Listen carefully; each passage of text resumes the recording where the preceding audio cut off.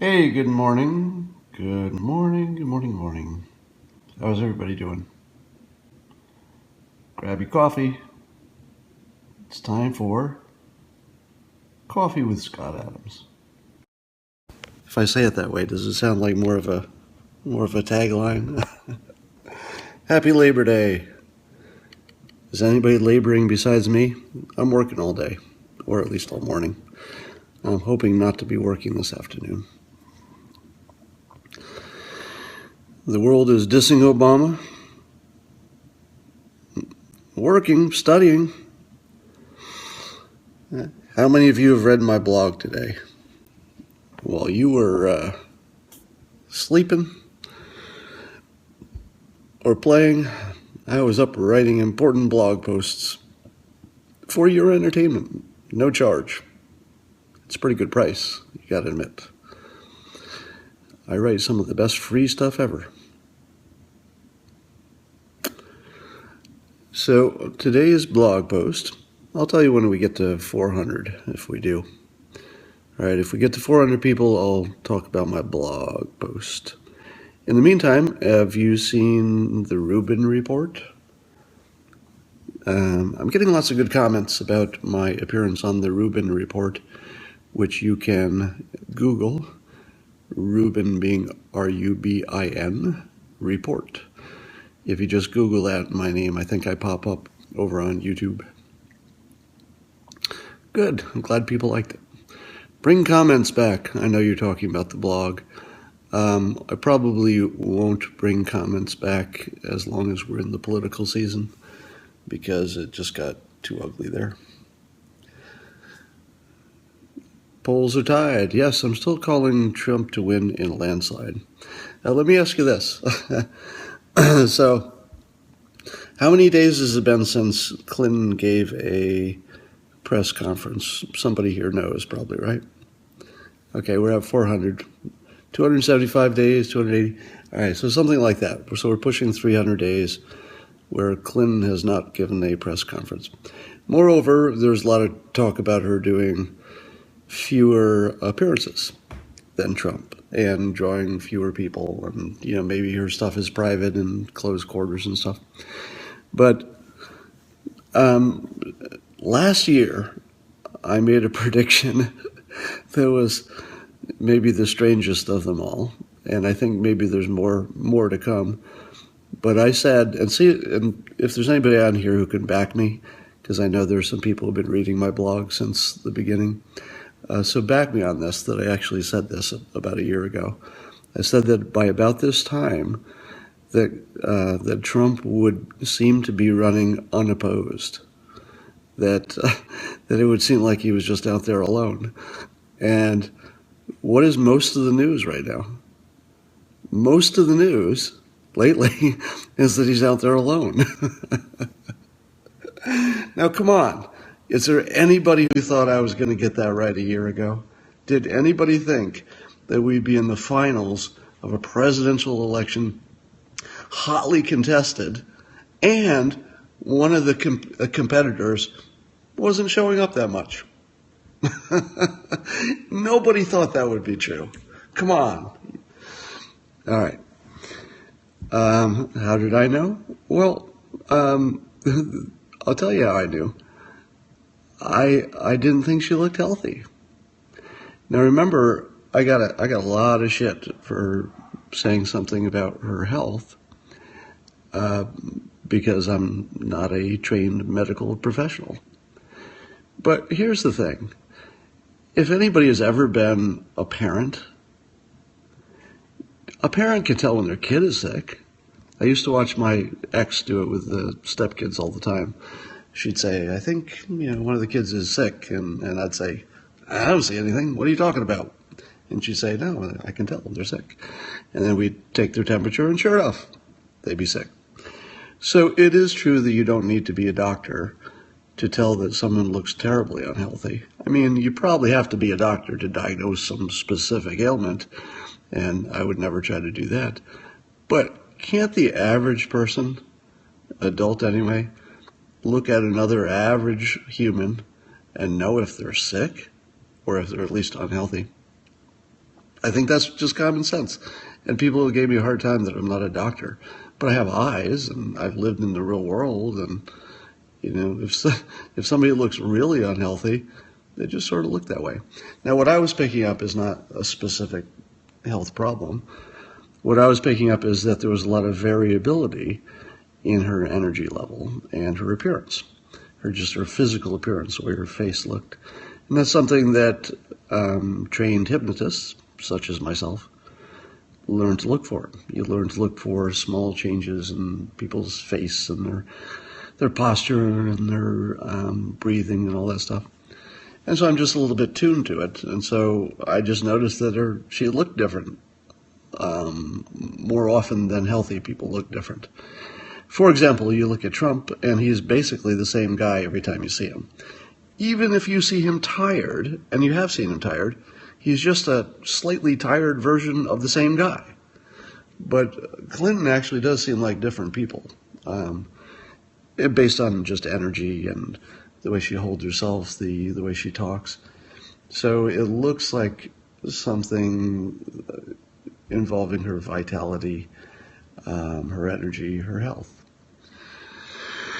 So that's what I saw last year, and I thought that the rigors of the campaign would exacerbate that, as I'm guessing they probably have, and that it's not a surprise that she probably has smaller meetings to raise money, because the money can do what her in-person appearances maybe can't if she's slowing down.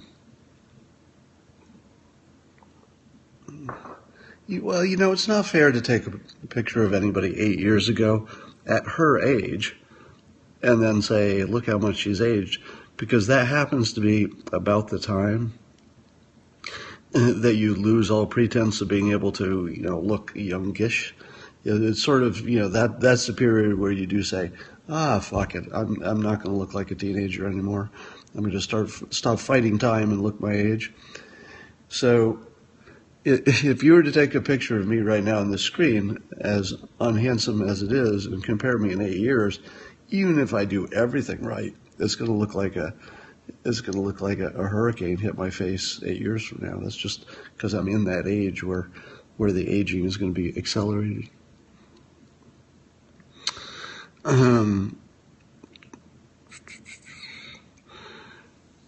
Trump is the first one to use the word stamina way last year about Clinton, and I'm pretty sure he said that before I said anything about her health. What I did was pick up that it was important, and it was something that would get repeated. And for a long time it didn't. I think in the spring he wasn't really using it much. But more lately, confirmation bias is helping him too. Because every time she doesn't have a day that looks as busy as his day, which is often, it makes you think, hey, there's something wrong there. All right, I said that when we got over 400 comments, I'd talk about my blog post. Some of you have seen it, and I'll just sort of paraphrase it a little bit. Well, actually, let me ask you this. Would you rather I paraphrased it or actually read it? Which would you prefer? I read it or paraphrase it? I'm talking about my blog post from today. Because if I read it, it's going to be worded exactly right. If I paraphrase it, it'll be shorter and maybe more interesting to watch, because the way you talk when you're talking is different than the way you write. Well, I'm very surprised how many people are saying read it. Okay, the paraphrasers are coming in now. All right, so if it's about evenly divided, I'm going to go with paraphrasing, but I might read a few selected pieces. All right, I'll tell you what, I'll meet you in the middle. I'm going to paraphrase parts of it, but there's one part in particular I'm going to read, and you'll see why. Paraphrase, man, it's long paraphrase. All right, paraphrasers are winning. So I talked today about why Trump doesn't seem to frighten me, but he seems to frighten a big chunk of the country. And as I said before, my politics don't line up with Trump's or Clinton's either. So it's not like I'm saying, oh, the guy I agree with seems less scary, because why wouldn't I? Why wouldn't he? I agree with him. But it's not really that, because my politics are pretty different.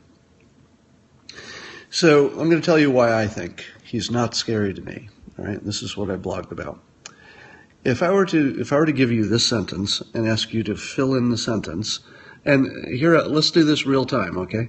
I'm going to ask you a sentence. I'm going to give you the first part of a sentence, and I want you to fill in how you would answer it. Now, if you've read my blog, don't answer, okay? Because I want to see only the answers of the people who did not read the blog. So if you did not read the blog, fill in the word that answers this sentence for you, all right? If I said, Timmy was afraid of, fill in the rest. Timmy was afraid of, and Timmy is just some person, it doesn't matter who it is. What are things that people are afraid of? Afraid of? The dark dog's anger, dog's cancer, apples, the dark. Yeah, I think most of you knew where I was going with this, right? Afraid of the dark is an actual phrase. People are afraid of the dark. Now, we're also afraid of, fires and dogs and stuff like that. But that's not a saying. People don't say, hey, he's afraid of the dogs. That's not a thing. But you say people are afraid of the dark. So when you hear the word dark, your brain automatically goes into that little zone of fear. It just is because it's connected. It's connected linguistically, which means that it's actually physically connected. There's some neural pathway that is meaningful between dark and, being afraid. So you may have noticed that after the Republican convention and after Trump spoke, that all the Clinton surrogates were using the word dark. That is a form of what Robert Cialdini, who wrote a book called Influence, now calls, in his new book that is just out this week, coincidentally, I call Robert Cialdini the Godzilla of persuasion, because he's the biggest name in this space. And his new book is called Persuasion. That's P-R-E-suasion, as opposed to persuasion. Persuasion involves priming somebody, getting their mind ready for what is to come. All right? And when I heard all the surrogates use the word dark, I said to myself, having read an advanced copy of that book, available to me because authors have these things. Actually, Robert sent it to me personally because he had seen my blog. And so I read it about a month ago. And I recognize in there that persuasion would be a good way to describe the word dark that all the Clinton surrogates started saying right after Trump's speech. And it's the kind of word that, because your mind is primed to think of dark as scary, dark, scary, that you go right to fear. And then anything that Trump does, you're already primed with this word dark to start, feeling some fear. And that was the best play they had, because you want to make people more afraid of Trump than they are afraid of whatever else they're afraid of. That's how you win. So it was a very strong approach. Now, why it doesn't work with me is that I recognize it, for one. So I recognize the technique. And when you recognize it, it disarms it a little bit if you're sort of a professional at it. And I guess I'm pretty close to that. Usually, and I've said this before, you can tell people exactly how you are persuading them, and it still works fine, which is the weird thing about it. Like, everybody knows that $1.99 is just trying to persuade you that it's not $2, but it still works. That's why people do it, right? It doesn't matter that you know that they're trying to persuade you. It still kind of works. But I think the exception is when you're literally trained to look for persuasion and trained to avoid it, and I'm in that camp. But also, I've never been afraid of the dark. Not even as a child, because I've never believed in ghosts. And, I never really bought into religion, so I didn't think there would ever be a devil or a demon in my bedroom. I never thought there would be anything under the bed. I'm sure I did when I was 5 or something, but it turns out that 42% of adults believe in ghosts, actual ghosts, like you're haunted, that kind of a ghost, 42%.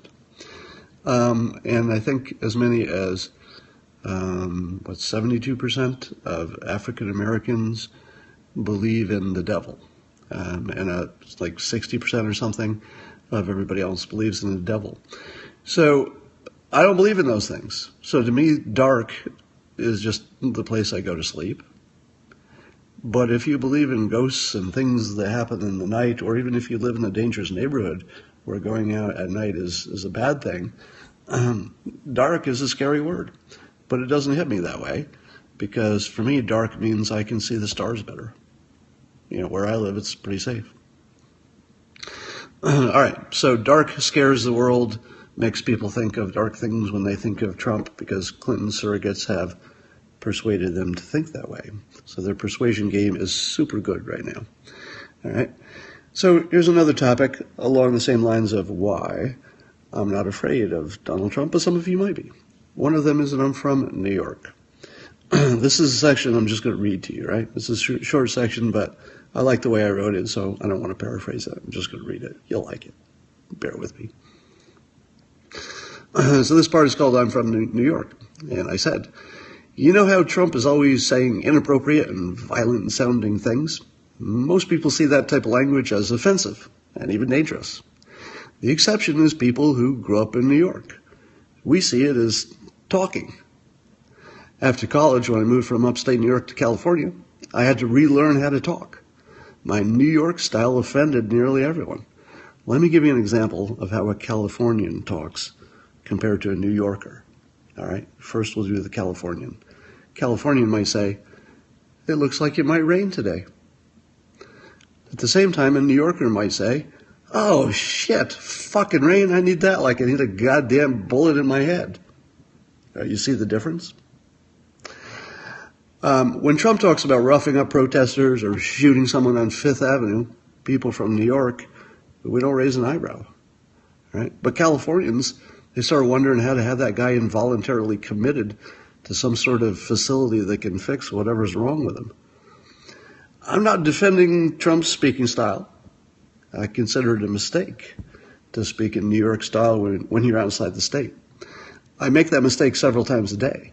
And nearly every first draft of my blog posts is peppered with New York-style profanity and violent imagery. I take most of it out in the final pass. So don't be afraid of Trump because of the way he speaks. That's how people from New York talk. If you don't believe me, ask someone from New York if they are offended by Trump's language.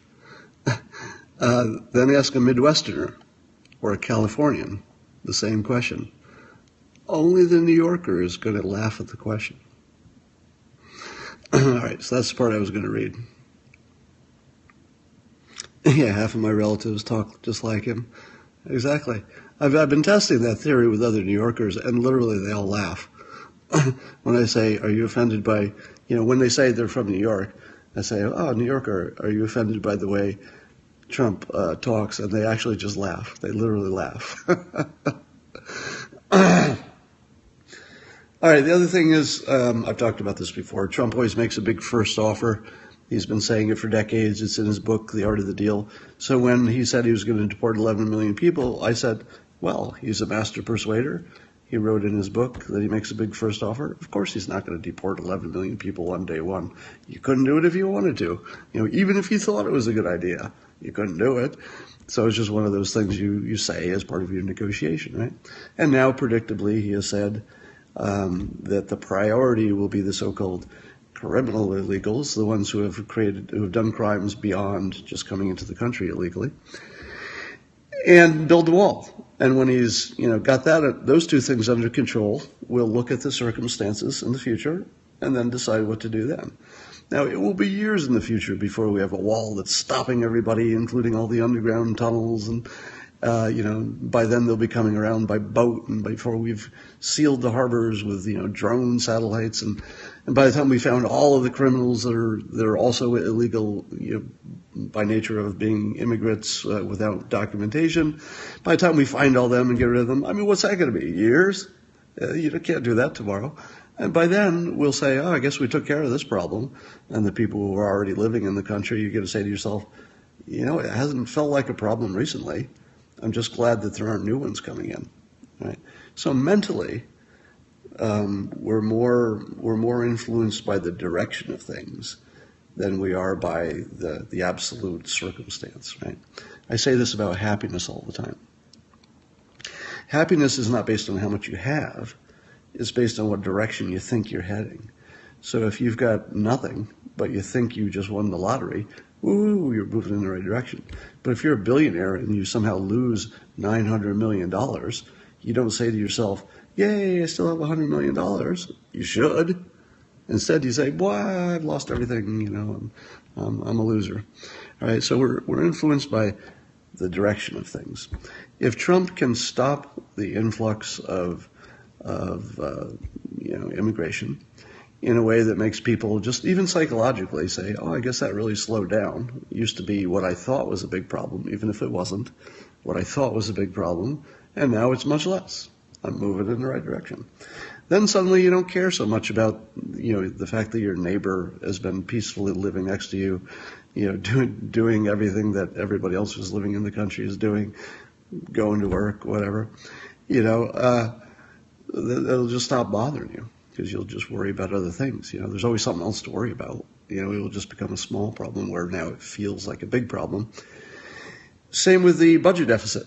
It doesn't matter how big the budget deficit is. It really doesn't. It only matters what direction it's moving in. And if it's moving quickly in the direction of getting bigger, that's a big problem. If it slows down, even if it just slows down the rate of getting bigger, problem's probably solved because the economy will grow and take care of it. All right. So I saw that Trump was making a big aggressive offer and that he would later soften to what he has in immigration. So to me, it was obvious all along that was not a risk and it wasn't anything to be scary about. But I totally get if somebody else thought it was scary. All right. I have the advantage of not being an illegal alien, so I didn't have to be scared about it. I could look at it somewhat objectively. But if you were worried about your friend or your neighbor being deported, it would be hard to be objective about that, right? They also talked about pattern recognition and Judge Curiel, but I've talked about that stuff before, so I'll leave that to another time. Go on the Milo Podcast. Milo's doing a podcast now. Was he always doing a podcast? I don't listen to too many podcasts. Maybe you can tell. Thoughts on his visit to a black church. Oh, that's a perfect example of confirmation bias at work. So imagine two circumstances. One is that you somehow were positive that Trump was a racist, and the other is that you're positive he's not, or at least you're open-minded. You don't have an opinion one way or another, but you're not thinking he is one. Imagine those two situations. In one, if you think he's not a racist, then going to a black church is a step in the right direction for someone who had not visited a black community. In people's minds, not enough anyway. And in reality, I would say not enough. So that just looks like someone who listened to the people and did what they asked. And by the way, it was the right thing and it worked out well. Win-win-win. Public asks him to do something. He wasn't doing it the way the public wanted at first. He listened. He did more of it. It worked out well. Everyone was happy. Great outcome, right? But if you do think Trump is a racist, which is a dominant view on CNN apparently, then cognitive dissonance sets in and you've got to interpret what is unambiguously a positive sign. I mean, even if he had been like, the Grand Wizard of the Ku Klux Klan, if he had agreed to go talk to an all African American congregation about, peace and togetherness, you would still see that as a good sign, right? And if you had any rational sense in you, you'd say, well, I hate that, KKK guy, if you did, but it looks like a step in the right direction, maybe it can work out. So there would be every reason to be optimistic about it. But instead, people look at Trump going to the black church and they said, no, this is just a secret way to communicate with his frightened white base that he's not such a racist, so it's okay to vote for him so their neighbors don't hate him. And you know what? That's not illogical. Every part of that makes sense. So as as a political strategy, absolutely. But we don't live in a one variable world. People don't do things for one reason. People look at all the reasons and all the variables and they say, do most of the variables line up the way I want? Now, absolutely, it helps Trump with his white voter base that he, as a potential leader of the country and person they support, looks less racist. Of course, that's part of the benefit.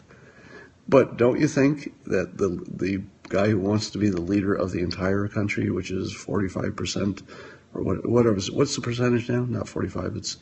Aren't we a minority nation now? Why wouldn't someone wanting that job want to do a better job in outreach when the entire public, both his side and the other side, is asking him to do it? Both sides asking him the same fucking thing. Do a little more outreach, act a little kinder, act a little more inclusive. And so he goes and does it. How's that not a good thing? So, anyway.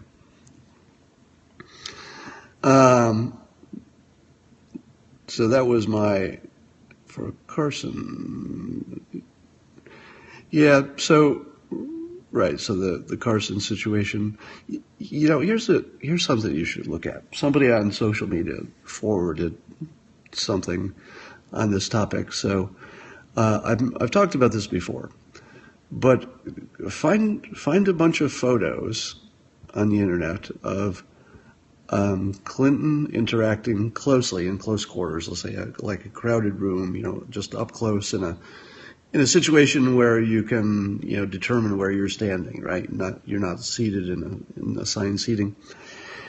And look at her body language when she's meeting with African Americans, and then look at Trump's body language when he's interacting in person with a room that has a lot of African Americans in it. And it's really striking. Trump leans in. And, some of it's just personal style, right? But this is kind of hard to fake. And why would you? Because people aren't really looking for it, But Trump leans in. That's all I'm saying. When Trump talks to African Americans, he leans in. Can't fake that. Yeah, somebody pointed that out on Twitter. And it made me want to go relook at some of the Clinton past imagery, because I feel like I have an image in my mind of her appearing awkward in the same situation. But I think that could be confirmation bias too. So that would be fascinating. So rather than me putting it out there saying that this is some observed objective fact, because I'm not in a position to do that, I'll say it's my impression, and I'll say that I have looked for it, and when I'm looking for it, it seems like I see it. But I'd be interested in that comparison. What does leaning in communicate? Affection.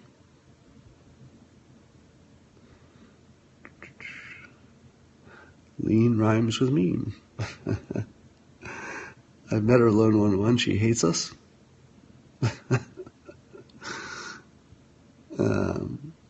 Yeah, body language is just hard to fake. Yeah, so everything I talk about confirmation bias on the Trump side is about equally true on the Clinton side. And I know that a lot of people on here will hate to hear me say that, but it's very likely that Clinton has not killed 57 people. Probably. It's likely she's probably not killed any.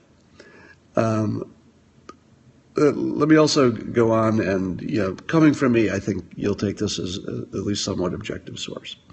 These are some of the things that I don't think you should believe about Clinton just because they look believable.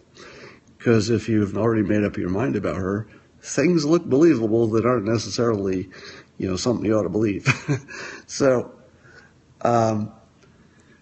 when she says stuff like, I don't remember, a meeting, I guess in the FBI interview, there were quite a number of times, she didn't recall something.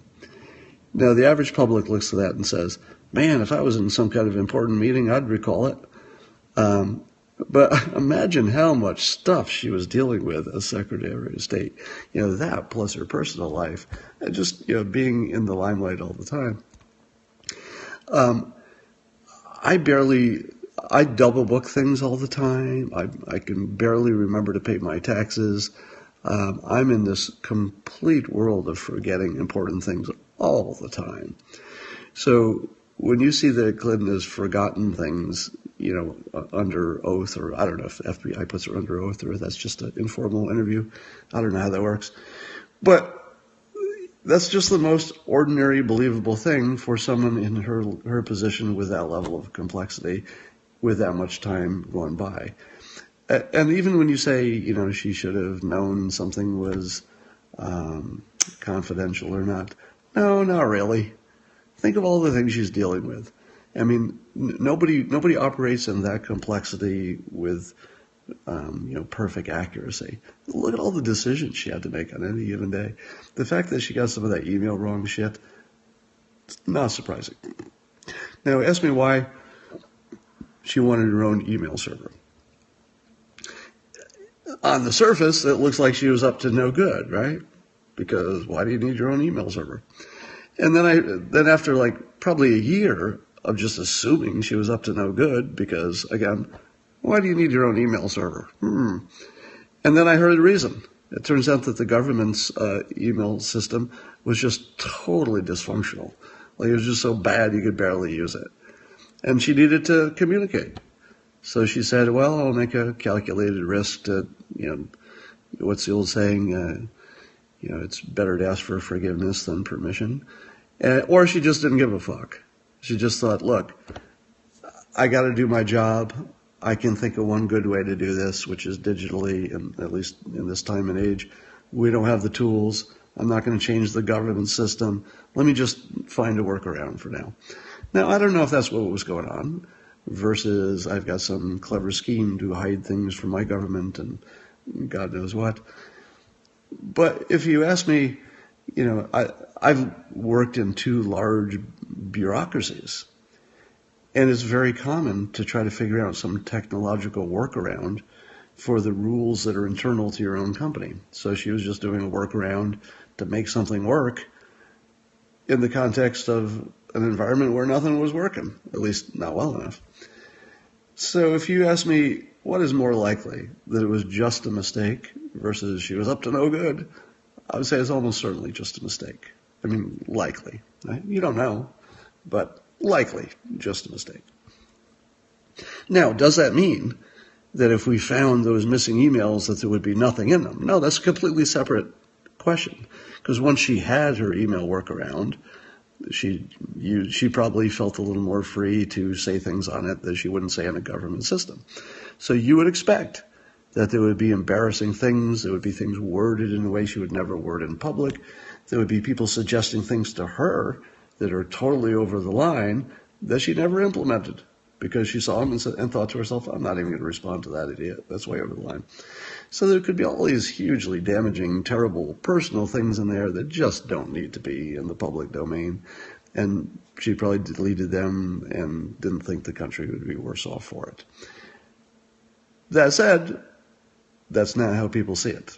It just looks like Crooked Hillary is doing crooked things more. So remember, when you're seeing confirmation bias on the other side, it's not on one side, all right? I guarantee you that whatever amount of confirmation bias you're seeing from the other side, whichever side you're on, there's just as much on both sides. That much I can promise you. And I know I'm largely, I'm one of the ones more to blame for making it look like, Trump is being maligned and Clinton is doing everything wrong, because we don't know. The truth is, we really just don't know what either of these people are capable of. We don't know how either of them would govern in the future. We don't know what their private thoughts are. We don't know how much they've improved in their 40 years of being in the public eye. We don't know if they've got secret ambitions and priorities that we don't know about. We don't know any of that. We're just using confirmation bias to build this little movie in our heads, and it turns out we all built different movies. All right. I didn't watch Narcos. They showed the Clintons on there. that doesn't want to. All right. Does anybody have any? It's not confirmation bias if it's true. I don't think the human brain is capable of knowing what's true. I've said this before, but I think it's worth repeating. That the human brain didn't evolve to give us an accurate impression of our reality. It evolved to the point where we didn't die. That was its only job, keep us alive. So I use this analogy all the time. If you and I go to the grocery store and you believe that your prophet flew to heaven on a winged horse, and I believe that I'm reincarnated from a 14th century monk, at least one of us is in the wrong universe. But we both go to the grocery store, we both buy food, we both eat, and we don't care. But we have a completely different reality going on in our heads. So the movie in our heads is different. Some people are seeing Trump as the next Hitler. Other people are seeing him as this reality TV show guy who has a lot of skill. Same guy. Whatever the reality is, it's if there is an objective reality, there's only one of them. So one of those people is in a whole other illusion in a movie in their head. So when you say something like, it's not confirmation bias if it's true, that's claiming a lot about the power of the brain that is not supported by evidence. There's no evidence that the human brain can determine what's true. And we can only decide that we're pretty sure something is true, and that's usually confirmation bias, because that's what holds our movie together, right? Your movie falls apart if the pieces don't make sense together. So your brain forces it into the movie in your head. Speak on climate, please. Let's talk about climate change. My view on climate change is that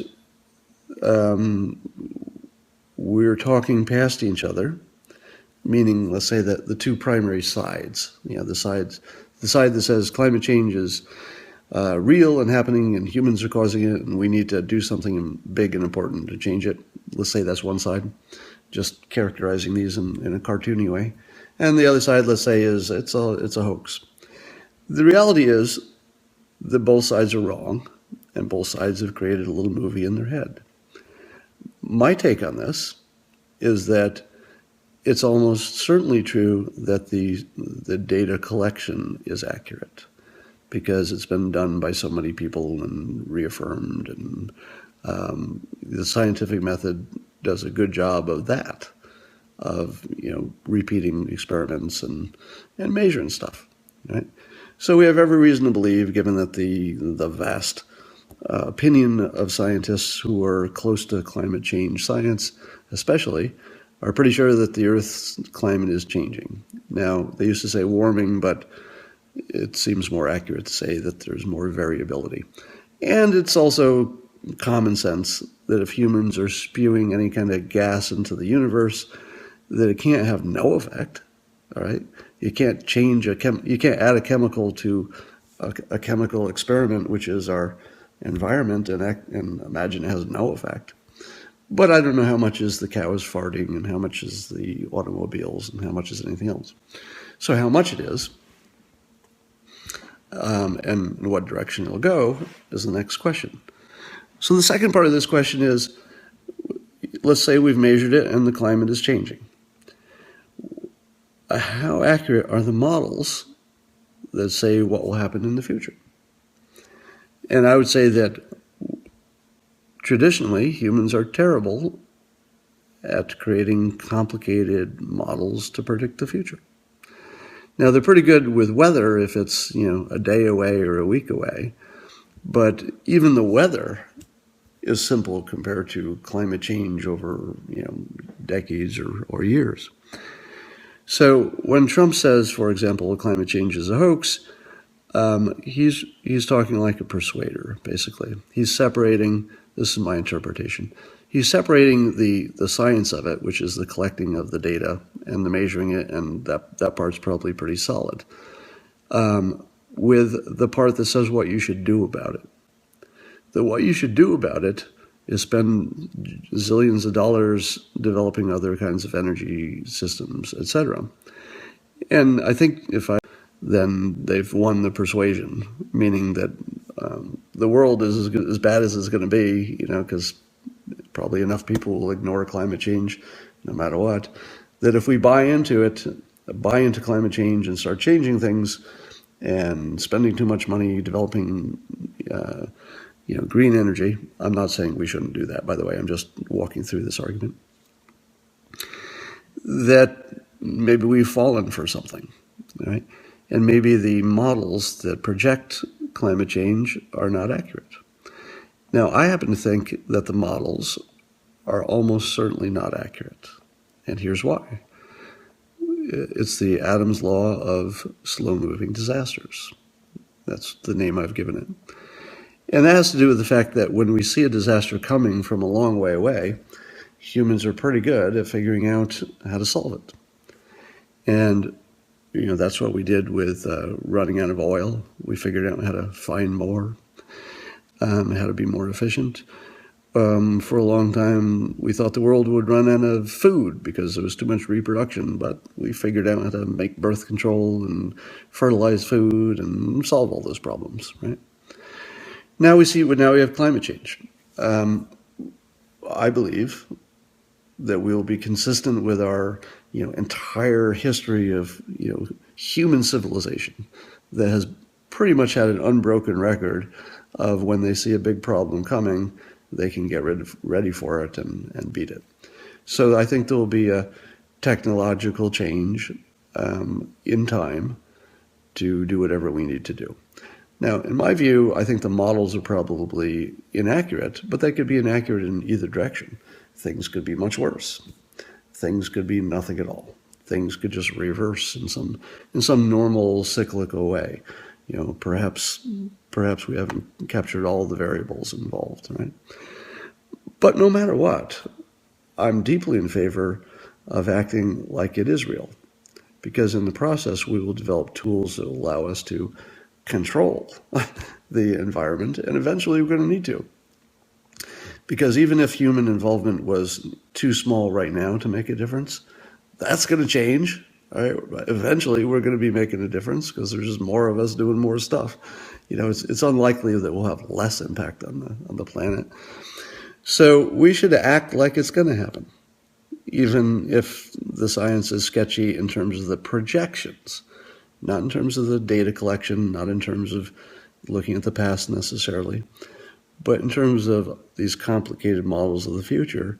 We don't know if they're accurate, and to call them a hoax, I think that's going too far. I think it's hyperbole, and it's probably not what Trump will say now, that he's actually going to be held accountable for it. So I think you're going to see a nuanced approach to climate change coming out of Trump, and probably you'll see it in the debate, because I don't think he'll bring it up unless someone else does, and it's almost certain to come up in one of the debates, right? So he has to be ready for the question, and what I would expect is him to say, I'm not doubting that the scientists have collected the data correctly, but these models are complicated and I don't think you should over-depend on them. And by the way, even if it's worse for some people, we don't know who those people are, and it might be better for other people, and we don't know who those people are. So it might do nothing but redistribute wealth in a way we like. He won't say that part in a debate, it's too complicated, but I'm saying that. So I think he might say, we scientists and neither are the voters. But what I will do is I'll give this subject some attention as soon as I'm in office. I'll do it publicly. I'll bring on the experts on both sides, and I'll let them debate in front of me, in front of you, and televise it. And when we're done, we'll all see the same stuff. And then I'll tell you where I think that leads, and you can judge it, because you watched the same thing I did. I did it right in front of you. There's nothing terribly, I don't think there's much of a security concern with climate change, right? It's something you could debate fully right in front of the public. Why would you not do that in 2017 when we have a new president? Why would you not debate that sort of thing in the public so the public can watch it? They can be educated. All right. If Trump had held that debate, how do you not watch that thing? Right. Watching him cut people off. You imagine the pro and the cons, and they start jabbering, and Trump just is like, whoa, get back on the topic. That's ridiculous. Don't be an idiot. Wouldn't you watch that show? You would. And at the end of it, you would be so better informed on climate change. So whichever way it went, he would win. He would say, look, I changed my mind. I did it the same reason you did it. We saw this information at the same time. Why wouldn't I change my mind? Before I didn't know as much. Now I do. Who doesn't like that? Who's going to complain about somebody getting better informed and then changing their mind? So he has to act, and it's funny, he just has to act reasonable and like Donald Trump, who is evolved before. You wouldn't watch. Are you a nihilist? I don't like labels. How is everything a movie script? I'll tell you that after Donald Trump gets elected president. I've promised you that I've been saying that part of the way I've been predicting what's happened so far is to say that it would unfold like a movie script in a 3-part act, which it largely has. Now it's easy to, I'm not gonna, I almost revealed the answer, but I'm going to save that because it'll be fun. It'd be way more fun if I wait for it, and I'm doing this for the fun. So, okay, I'll give you one hint. There's more than one reason.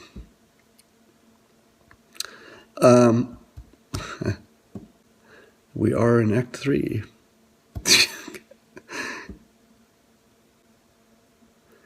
You will blow up after the election, in one way or another. My car will blow up if things go wrong. Go to campuses with Milo. No, Milo needs to do Milo's thing. The great thing about Milo is he's carved this space that only he can inhabit, which just makes it all the more awesome to watch. What's your opinion on Martin Shkreli? I think he really, really needs to buy a vowel. Department of Homeland Security in charge of the election. Yeah, so when I first heard that when I did the interview on InfoWars, Alex Jones, and he mentioned that, if you watched it, I actually shook my head and said, that's not a thing. I just thought he'd made up the whole thing. But I think it's true, maybe you can correct me, that it has been discussed, or is being discussed right now, that the election and the voting machines, I guess, and the mechanism for counting them could be seen as a necessary national infrastructure. And apparently the Department of Homeland Security protects that stuff as you might want them to make sure that the water supply and the electrical grid are protected from terrorists. And it would be pretty bad if terrorists or the Russians or somebody got a hold of our voting machines and tampered with them.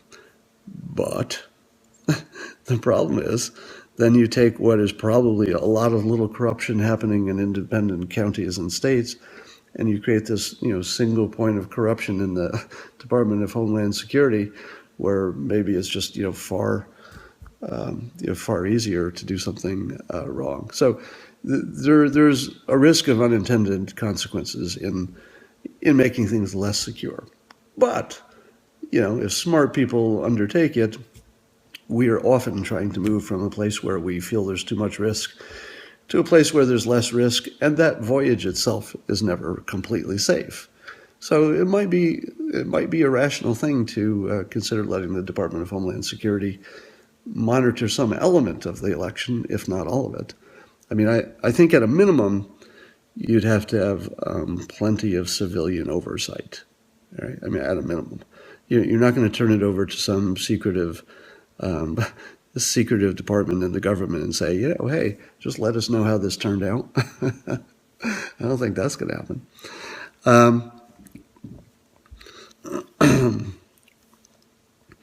Here's a way.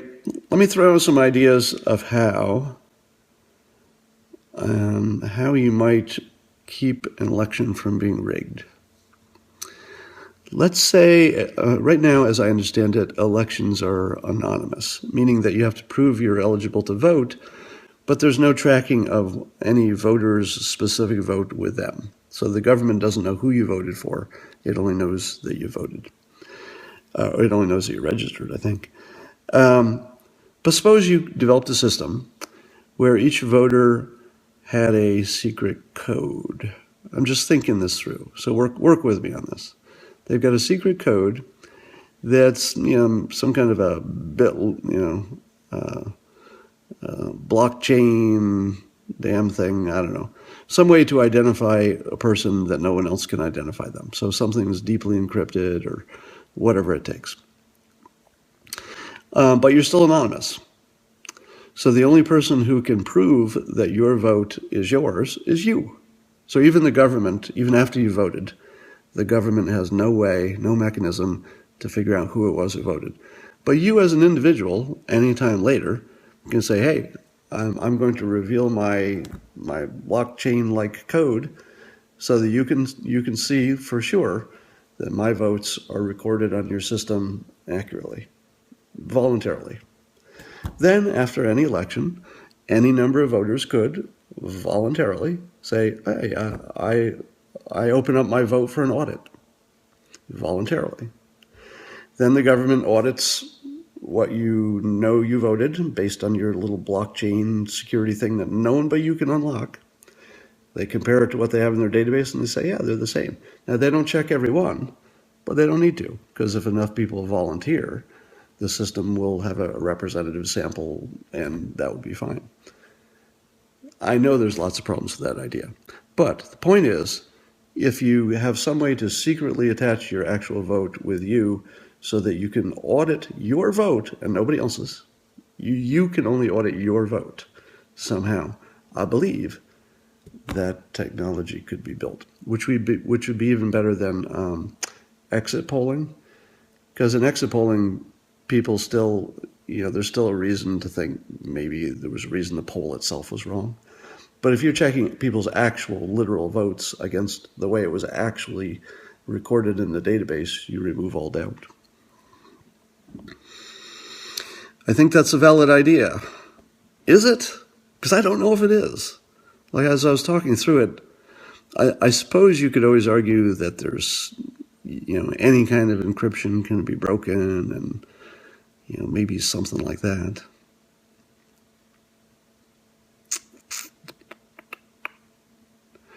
Would the government release any reports of errors? Well, here's the great thing. So suppose you're right let's make this a citizen's right. Let's say it's a right for a citizen to audit only their own vote. All right. In that case, the government doesn't need. They don't need to approve anything. They don't need to. They don't need to report on their own accuracy. The citizens will do it themselves. They'll just say, hey, I found a mistake in my vote. They'll go to social media. They'll say, here's my voter's code. I only use it once for this vote, so it's not like I need it anymore. I release it to the public, and now you can check for yourself that my vote was not recorded correctly. Burners. Isn't it a great idea? I can't tell. It's either a completely doable idea or I'm missing something big, which is usually the case.